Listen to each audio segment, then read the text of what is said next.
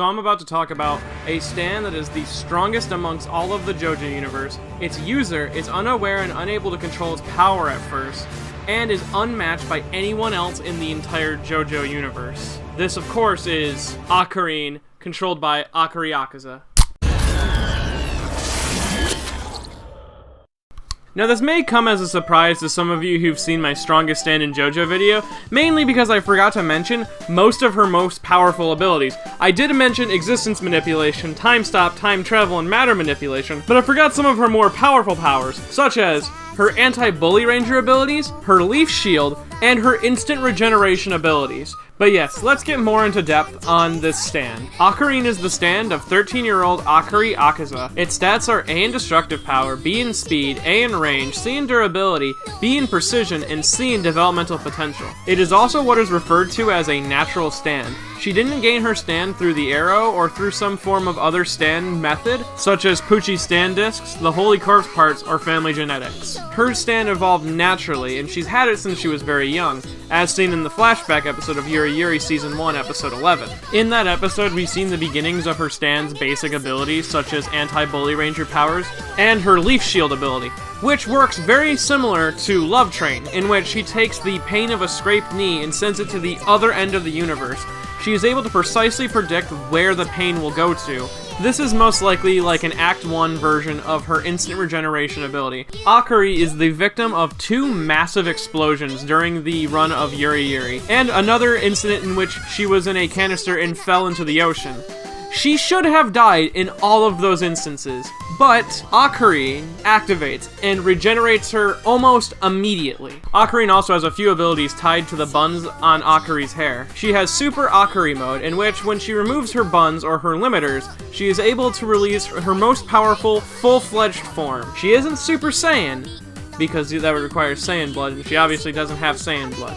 She has the maximum potential her body can output. Also, using the stored energy from her leaf shield, she can shoot lasers from her buns. She is also able to harness that energy to launch her buns like a rocket with enough force to fully disable an alien saucer in one hit. But these pale in comparison to Okarine's last four abilities, those being Time Stop, like Dio and Jotaro, Time Travel, unlike any other villain in the series, in which she can go forward and backwards in time, her Matter Manipulation, in which she can change the matter of objects to be completely different objects, hence when she grabs an umbrella and it becomes a sword. And finally, her Existence Manipulation ability. Akari's lack of presence has nothing to do with her personality or how she holds herself as a person. It is mainly due to her Ocarine stand, which erases her presence or her existence from most people's perception. She does not control this originally at first. As time goes on, Akari,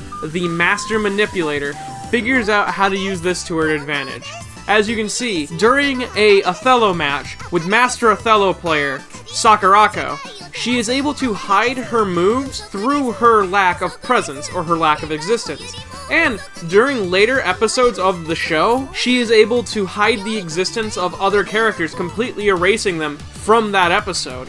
It's an honestly rather terrifying ability, though Akari almost appears to be an average dumb middle schooler. But Akari shows that she understands the world more than she lets on, when in the Season 2's opener, her dream, she recognizes that everyone around her is secretly very gay. But we also witness Akari's slight god complex that she has, in which she imagines all of her friends being in love with her and worshiping her as a person. She is also incredibly obsessed with being the main character of the show, being the center of attention, while manipulating things from behind the scenes. I mean, look at the scenes in which characters steal Akari's job. They pretend to be her, they seem to be manipulated by her. She's slowly taking over the world that she lives in.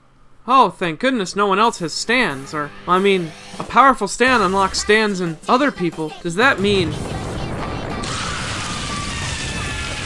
Oh dear God. If you like this video, please feel free to leave me a comment or a like or whatever. If you liked it enough that you want to give me money, you can donate to my Patreon.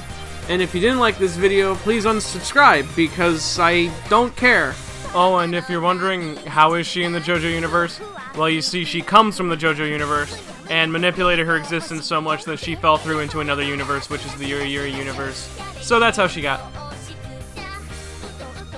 This is very simple. Obviously canon. Ask Araki. He'll back me up.